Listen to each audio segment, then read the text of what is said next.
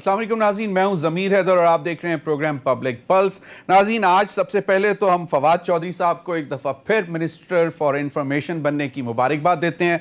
फवाद चौधरी साहब एक तो बिल्कुल यंग हैं और मीडिया के साथ उनका ताल्लुक भी बहुत अच्छा है, बहुत फ्रेंडली उनका एक रवैया है और हम तवक्को करते हैं कि अब जब वो दोबारा मिनिस्टर फॉर इंफॉर्मेशन बन रहे हैं, तवक्को यही है कि कल या परसों तक उनका नोटिफिकेशन बाकायदा हो जाएगा और उनके पास फिर हमारे मीडिया की बागडोर होगी और हम तवक्को ये करते हैं कि वो अब मीडिया के लिए भी कुछ अच्छा करेंगे और यकीनन वो बहुत पॉजिटिव सोच रखते हैं हर बात में और उस तरह जो है वो उस किस्म की डायरेक्शंस भी नहीं आती हैं।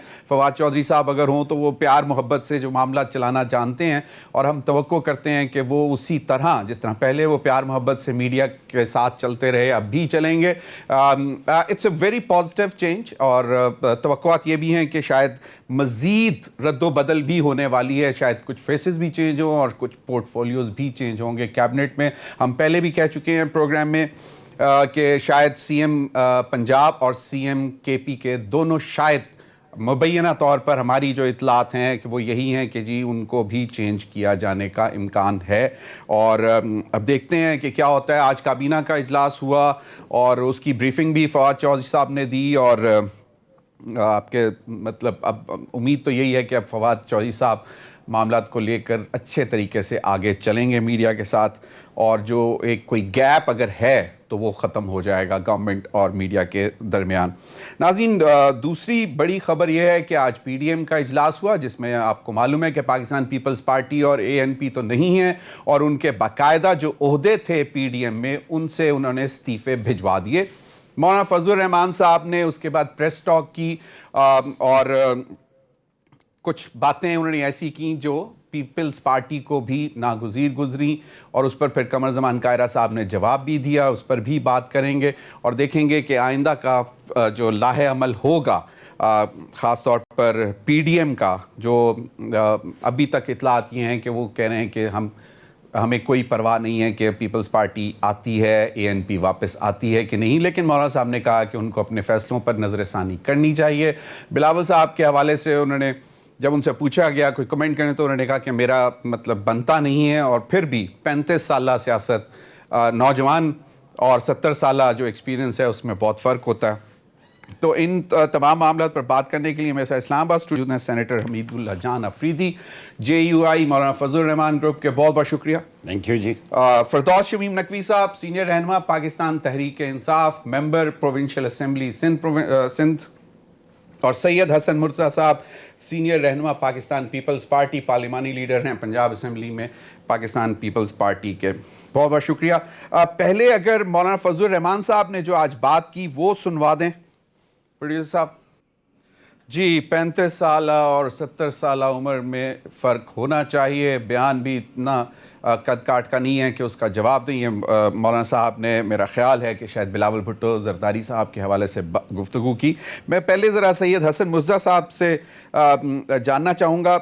हसन मुर्तज़ा साहब, एक पीपल्स पार्टी का वैसे कमर ज़मान कायरा साहब का रिएक्शन भी आया, लेकिन हाफिज़ हुसैन अहमद साहब जो कि JUI फे के बहुत ही अहम और उनका तो दावा ये है कि वो मौलाना फजल रहमान साहब से पहले के JUI फे के मेंबर थे और बहुत सीनियर पोजीशन पे हैं। उन्होंने आज स्टेटमेंट जारी की। उन्होंने कहा कि बाप पार्टी को पीपल्स पार्टी का बाप करार देकर गाली दी गई है। ये हाफिज़ हुसैन अहमद साहब ने कहा है।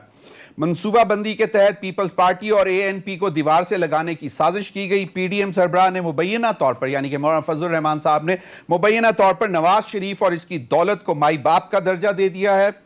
26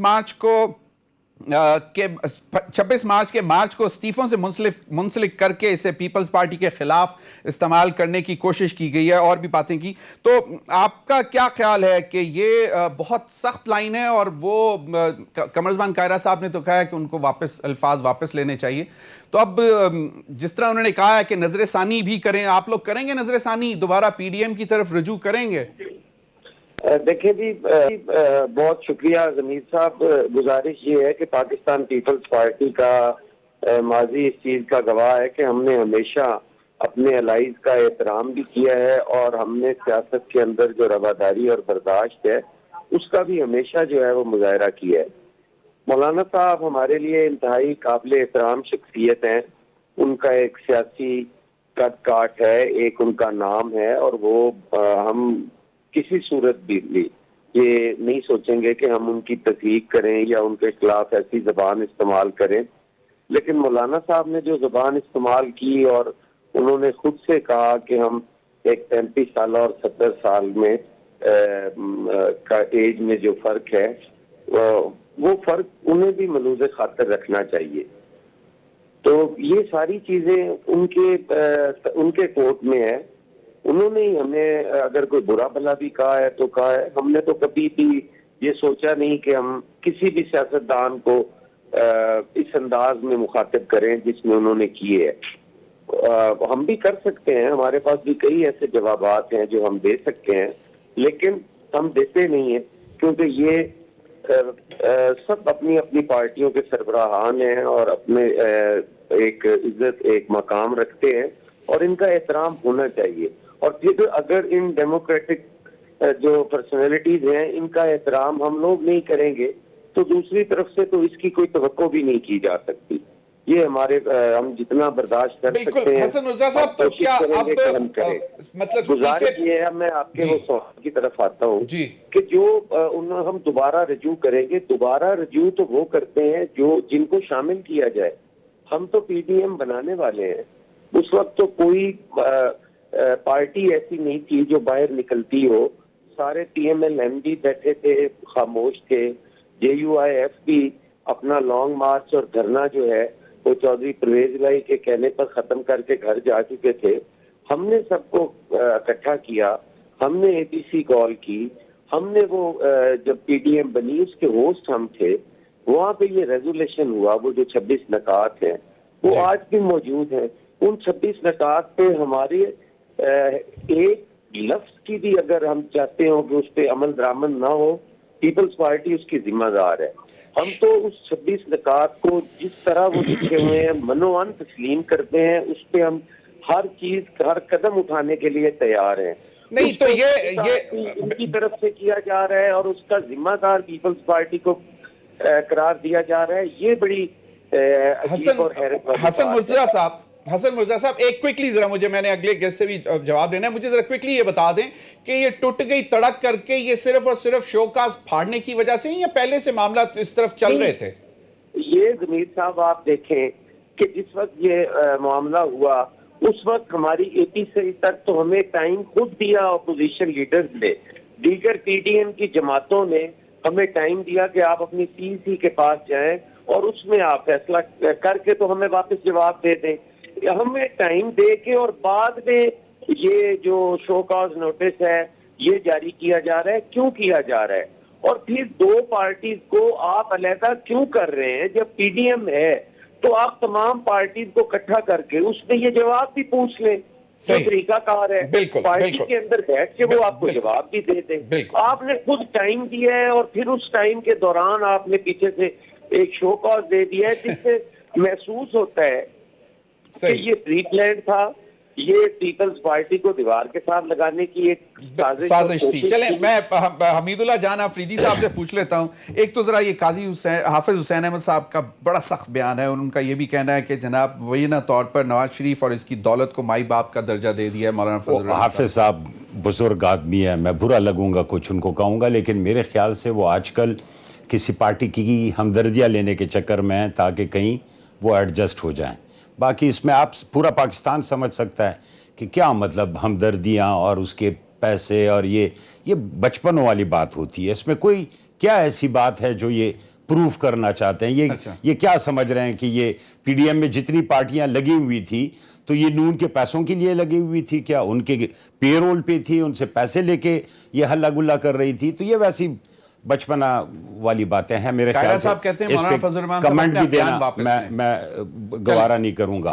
मुर्तजा भाई की बात पे आता हूं। देखें, जब पीडीएम का एक फैसला हुआ और वो खुद सीएसी में गए कि जी हम इसकी क्लैरिफिकेशन रेजिग्नेशन की सीएसी में करेंगे, जो शो कॉज है वो सेनेट के इलेक्शन की वजह से दिया गया है, वो इस वजह से नहीं दिया गया है कि जी आप रिजाइन नहीं कर रहे हैं या आपने बताया। Leader of the opposition, deputy leader of opposition के साथ किया हुआ वो वोट जो कमिटेड थे, जो कंसेंसस से ये पोजीशन पीडीएम ने चुने थे कि जी ये पोजीशन ये होगी और ये होगी, उस पे क्यों ओबे नहीं किया गया। और जब आप एक तंजीम बनाते हैं, उसके सेक्रेटरी बन जाते हैं, उसके खदोखाल आप तयन कर देते हैं, फिर उसमें यह क्या मकसद हुआ कि जी नहीं हमें शो कॉज नोटिस क्यों?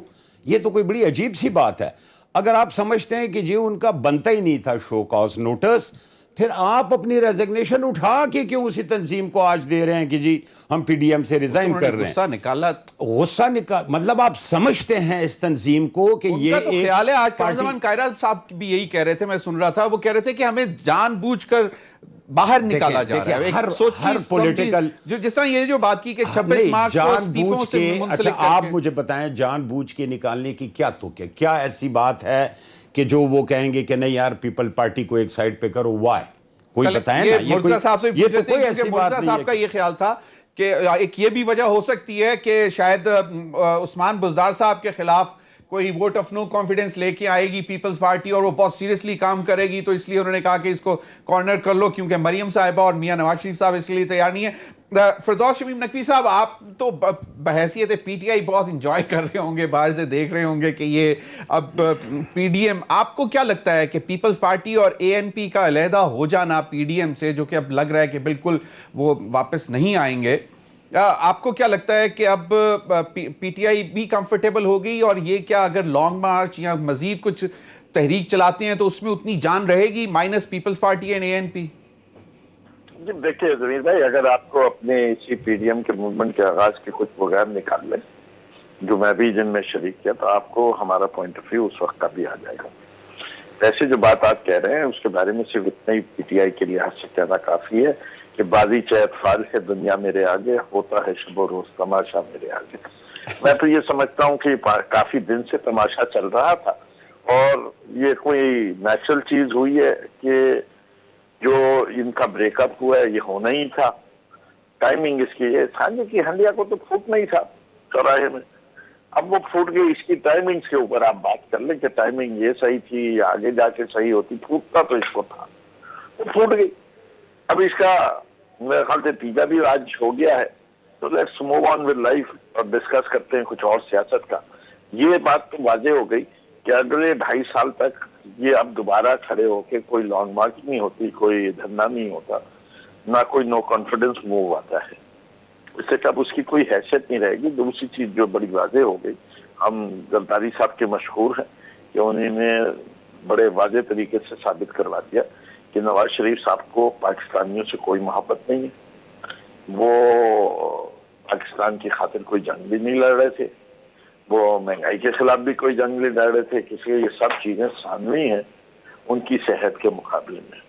हमें अपने कायदे आजम जिसकी मुस्लिम लीग का वो जिक्र करते हैं, अपनी बीमारी को छुपा के रखा कि पाकिस्तान दबा ले, उसके बाद भी छुपा के रखा कि ये यंग नेशन है, ये अभी अभी बना है, उसमें कहीं मायूसी ना फैल जाए कि वो उनका कायद जो है वो बीमार है।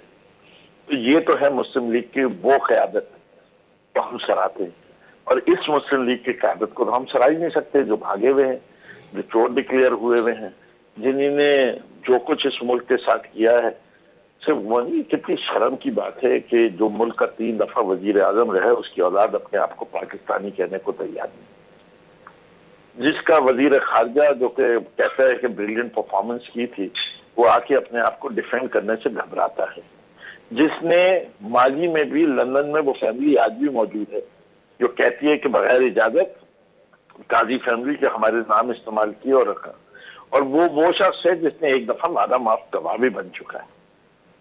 तो ये छोड़िए 3 सारी कौम को ये बात कह के कि मेरे पास पूरी मनी ट्रेल है, उसके बाद कतरी खत आ गए, तो Nawaz Sharif is also history now, Maryam Nawaz is history. अब देखते हैं कि सलमान साहब और हमजा साहब और शहबाज शरीफ साहब क्या करते हैं। ये दोनों के ऊपर भी माशाल्लाह से काफी मजेदार इल्जामात हैं जो सामने आते हैं।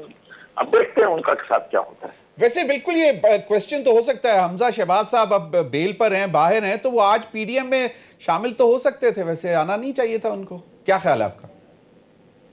ये अभी उन्होंने फैसला करना है ना पीडीएम ने कि पाकिस्तान मुस्लिम लीग नवाज के किस फैक्शन के साथ, किस फैक्शन के साथ, ये भी एक बहुत बड़ा क्वेश्चन है। एक फैक्शन तो वो है ना जो कहता है कि जो कुछ बयान किया पीएमएल नवाज ने, मरियम ने एस्टेब्लिशमेंट के खिलाफ, उस बयानिया के वो हमारा नहीं है। बिल्कुल बिल्कुल। मुझे ब्रेक की तरफ, और हमीदुल्लाह जान साहब 2-3 सवाल ब्रेक के बाद आपसे बनते हैं, और वो जो फिरदौस साहब ने भी उठाए हैं कि एक तो ये कि अगर सही सवाल था जरदारी साहब का कि मियां साहब आप वापस आए, तो क्या पीडीएम की अब जो सूरत हाल है उसमें दोबारा डिमांड होगी? और ये जो है, क्योंकि ये बहुत एक मीनिंगफुल क्वेश्चन है कि मियां नवाज शरीफ साहब अगर आते हैं तो वो आपकी पीडीएम को ज्यादा जान ताकत मिल सकती है, इस पर भी बात करेंगे। और थोड़ा सा जो जरदारी साहब का जो रोल है उस पर भी जानने की कोशिश करेंगे कि क्या, और वजह यह कि हमजा क्यों नहीं आया आज पीडीएम की मीटिंग में। अभी वक्त हुआ एक ब्रेक का, नाज़रीन हमारे साथ रहिए।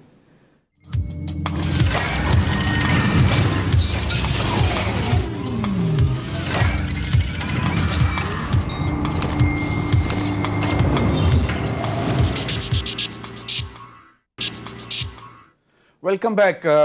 नाज़रीन, आज कमर ज़बान कायरा साहब ने भी मौलाना फजल रहमान साहब की प्रेस कॉन्फ्रेंस का जवाब दिया, वो भी सुन लें उन्होंने क्या बात की कि मौलाना साहब को अपने अल्फाज वापस लेने चाहिए। जी हमीदुल्लाह जान आफरीदी साहब।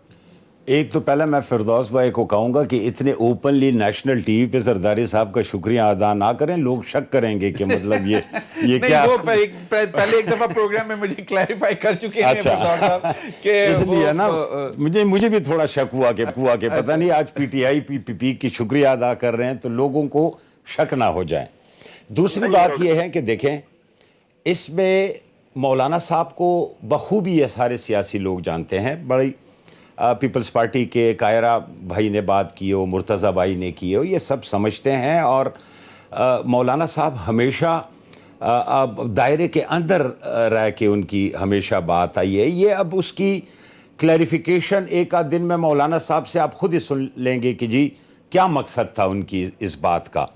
सुनने में और मकसद को जानने में भी थोड़ा डिफरेंस हो सकता है। वो बहुत एहतियात करते हैं, वो निक्के का अब्बा कह देते हैं, डायरेक्ट नहीं कहते। हमेशा तरीके से उनकी बात होती है, तो इसकी क्लैरिफिकेशन आ जाएगी। देखिए, बुनियादी तौर पे अगर हम देखें तो पीडीएम एक 10 मुख्तलिफ पार्टियों का एक मजमुआ था, और उसमें से इस स्टेज पे एएनपी और पीपीपी का जो है ना वो काफ़ी शक व शुबात पैदा कर रहे हैं। इसमें ऐसी कोई बात नहीं है कि जी उसको कॉर्नर करना या साइड पे लगाना या वैसे करना, इस तरह तो बाकी मतलब, देखे ना, शो कॉज तो जो कमिट हुआ था और वो नहीं हुआ तो इजलास बुला के उनसे इजलास में पूछ लेते। पीपल्स पार्टी का भी ये ख्याल था, कमर ज़बान कायरा साहब ने भी यही कहा। उस पे पूछा गया है ना, तो इस तरह तो ये लोग भी अगले इजलास में आके ये बात कर सकते थे कि जी हमें ये क्यों आपने इजलास बुला के क्यों नहीं किया। ये तो खुद भी इजलास में ये बात कर सकते थे।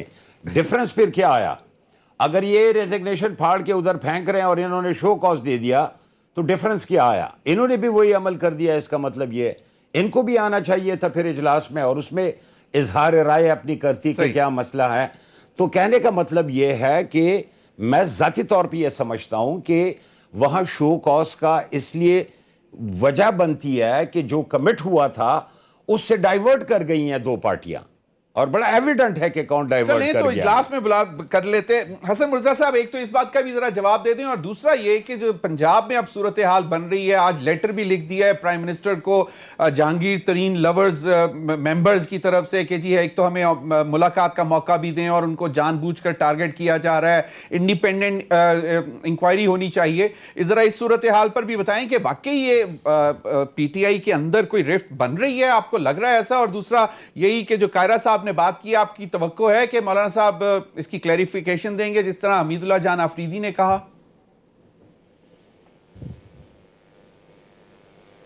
हसन मुर्तज़ा साहब, आवाज आ रही है आपको? जी जी जी जी जी जी मीर भाई, गुजारिश ये है कि जैसे अभी नकवी साहब ने कहा कि ये ब्रेकअप और इस किस्म की चीजें, और वो वाकईतन आपके कहने के मुताबिक मुझे लगता था इंजॉय ही कर रहे हैं। और हमने बार बार पीडीएम के अंदर ये बात की कि आप हुकूमत को एंजॉय करने का मौका ना दें, हमने हुकूमत का मुआसबा करना है, हमने इस्तीफे हुकूमत से लेने हैं, हमने खुद से इस्तीफे नहीं देने।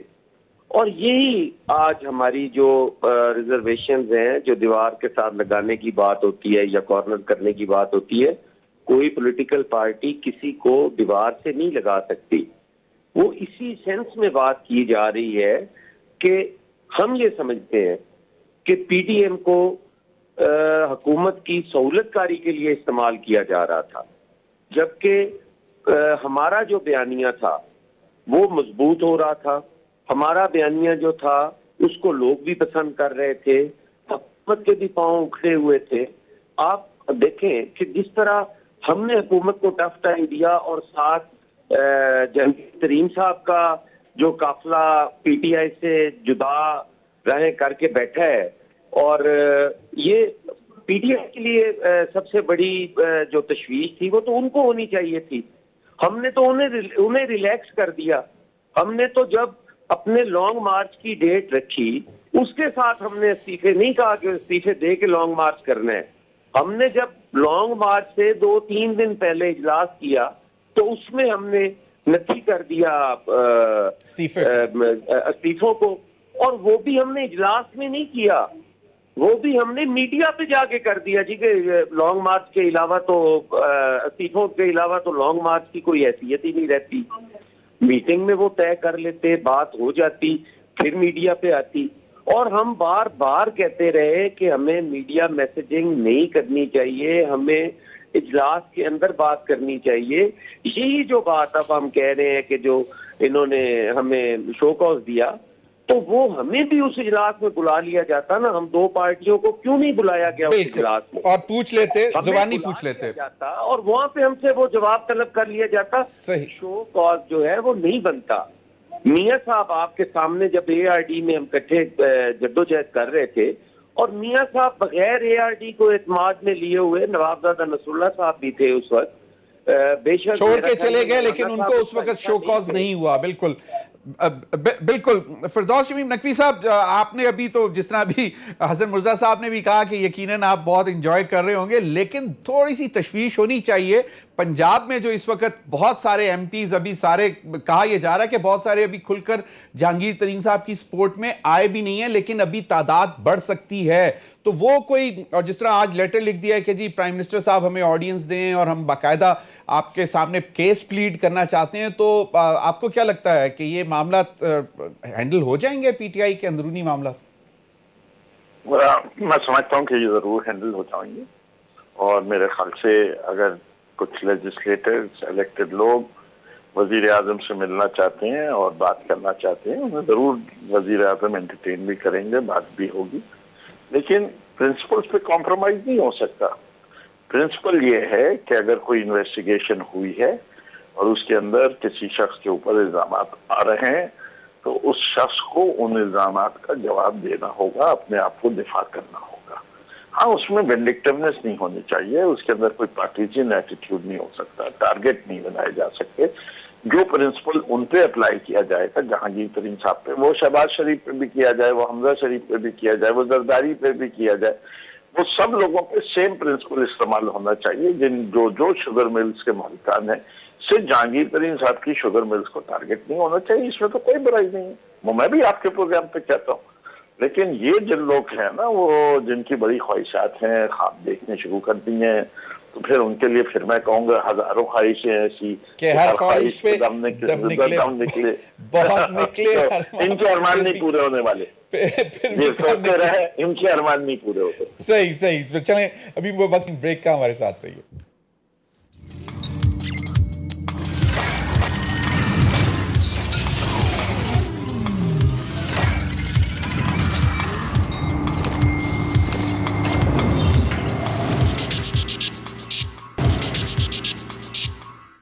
Welcome back.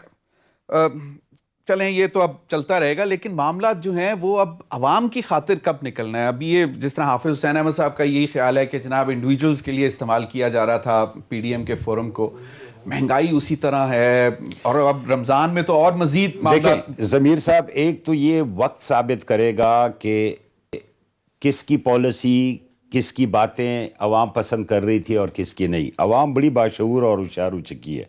हम जितना भी टीवी पे बैठ के घुमाने फिराने की बात करें ना, लेकिन अवाम एक अपनी सोच रखती है, और वो वक्त साबित करेगा कि अवाम किसकी तरफ ज़्यादा रुझू है। महंगाई तो जाहिर है, आप भाइयों का शुक्रिया कि और चीज़ों में लोगों को फंसा देते हैं, और जो बुनियादी चीज़ है उसकी तरफ आप आती ही नहीं है। पीडीएम भी जब बना था वो एक मेन कॉज के लिए बना था, और बड़ा वाज़ेह था कि जी ट्रांसपेरेंसी होनी चाहिए, इलेक्शन सही होने चाहिए। और अगर आपको याद हो, मुख्तलिफ सूबों और मुख्तलिफ अजला में जब जलसे और जुलूस हो रहे थे, उसमें महंगाई उसका सेकंड पार्ट था जो उसको हाईलाइट किया जा रहा था और बताया जा रहा था। अब पीडीएम दोबारा अपना सफ़र शुरू कर रही है। आप देखेंगे उसको। महंगाई ने तो लोगों की कमर तोड़ दी, और जाहिर है कोई भी पॉलिटिकल पार्टी वो अपना नारा कहीं गायब कर ही नहीं सकता है। अब उसकी PDM में प्रायोरिटी सबसे बड़ी पार्टी PMLN है। जब ये सब कुछ बन रही थी, जब एपीसी हो रही थी, जब पीडीएम बन चुकी हुई थी, उसके बावजूद जुबैर साहब जाके आर्मी चीफ से मुलाकातें कर रहे थे, और उन्होंने खुद कहा, बड़ी और DGISPR की स्टेटमेंट थी कि जी उन्होंने मरियम नवाज साहिबा के लिए बात की। देखिए, मैं नून के बिहाफ पे तो मैं नहीं बोल सकता हूं, तो जुबैर साहब भी बता सकते हैं, लेकिन इसमें छोटी और बड़ी पीडीएम में छोटी और बड़ी पार्टी का कोई कॉन्सेप्ट ही नहीं है। वो यूनानिमसली बैठ के उन्होंने जिन नुकात पे बात की थी, चाहे छोटी पार्टी हो चाहे बड़ी पार्टी हो, उन्होंने उन नुकात पे स्टिक होके आगे कदम बढ़ाया है और चले हैं। अब नून के लिए तो मैं जवाब नहीं दे सकता हूं। अब जो पीडीएम की जो तहरीक होगी, जिसपे आज भी मेरे ख्याल में कोई आप लोगों ने फैसला किया ही होगा कि क्या शेड्यूल होगा, किस तरह लेके चलना है, अब वो क्या आवाम की आवाज होगी सिर्फ और सिर्फ? ये हमेशा आवाम की आवाज है, इस मुल्क के लिए आवाज है, कोई जाती चीज के लिए तो नहीं था। जाती तो नहीं था। जाहिर है जो आवाम के मसले मसाइल हैं वो पीडीएम के स्टेज से आएंगे। और एक बात मैं आपको बता दूं जमीर साहब, 10 पार्टियां थी, अगर 9 की 9 भी चली जाए ना, जेयूआई खड़ी रहेगी, और वो आपको जलसा हो, जुलूस हो, रिजाइन हो, धरना हो, जो भी हो वो करेंगे, वो करेंगे। और फिर परवेज इलाही साहब अगर आ गए आपको मनाने के लिए, तो फिर क्या करेंगे? हसन मुर्तजा साहब, इतने हाई लेवल के आप जब कमिटमेंट्स ले लेते हैं तो फिर नहीं मानेंगे, लोग कहेंगे ये अजीब जंगली पागल लोग। हसन मुर्तजा साहब, अब क्या पीपल्स पार्टी कोई सोच रखती है कि अलहदा आवाम के लिए कोई मतलब आवाज बुलंद करेंगे, अलहदा से तहरीक चलाएंगे? जमीर साहब, पिछले 2.5-3 साल में मेरे ख्याल में पीपल्स पार्टी के अलावा किसी ने भी अवामी इश्यूज पे बात नहीं की। और पीपल्स पार्टी अब भी on the floor of the house भी जो है वो अवामी इश्यूज डिस्कस करेगी, और सड़कों पे भी आपको पीपल्स पार्टी ही नजर आएगी। हुकूमत का क्लेम है कि जी कीमतें मतलब कम हो रही हैं। अब रमजान जब मतलब शुरू हुआ है, आज कल पहला रोजा, अल्लाह सबको मुबारक करे। रमजान का महीना कल है, आज नहीं तो है। मतलब कल पहला रोजा है, तो महंगाई तो मजीद बढ़ गई है।